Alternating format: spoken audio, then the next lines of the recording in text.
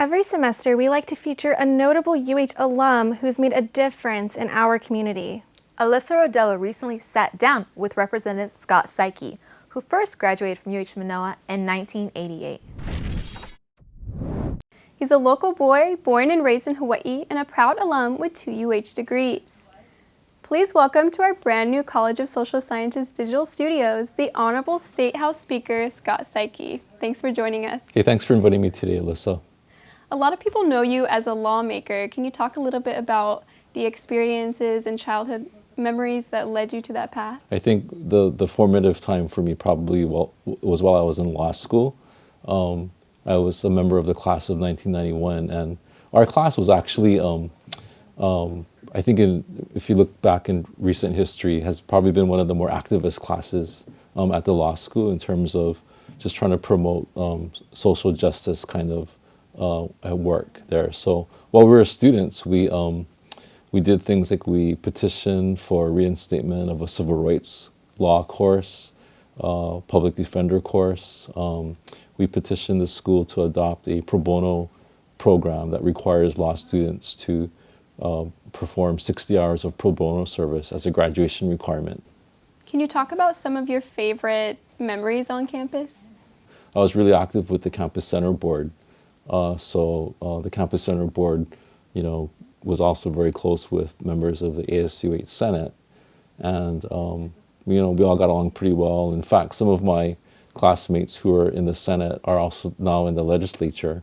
So it was kind of like a group thing that, that happened there. A lot of students now are facing online learning. Do you think that's putting future graduates and even incoming freshmen at a disadvantage? I think that unfortunately students do lose a lot from not having that contact with faculty, with classmates, and just being on campus in this kind of a setting.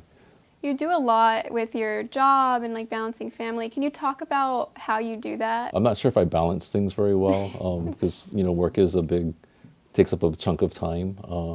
But my wife and I don't have kids. We just have a cat. So I don't have that extra responsibility of having kids. But I think you just have to make time. You have to make a decision that you're going to set aside chunks of time for personal things and just stick to it.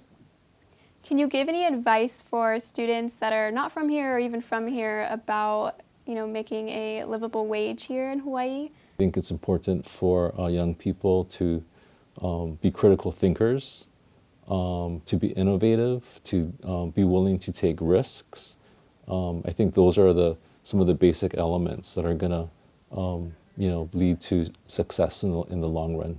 We'll be working on a number of bills when we start up our session in January, some of them dealing with the pandemic, but we also want to look at continued funding for some of the programs that we were able to fund through the CARES federal appropriations.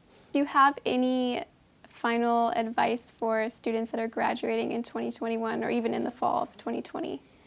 I think it's really important, and I know that it is difficult at this time. I mean, I can't imagine what it must feel like to be a student, a college student, during this pandemic.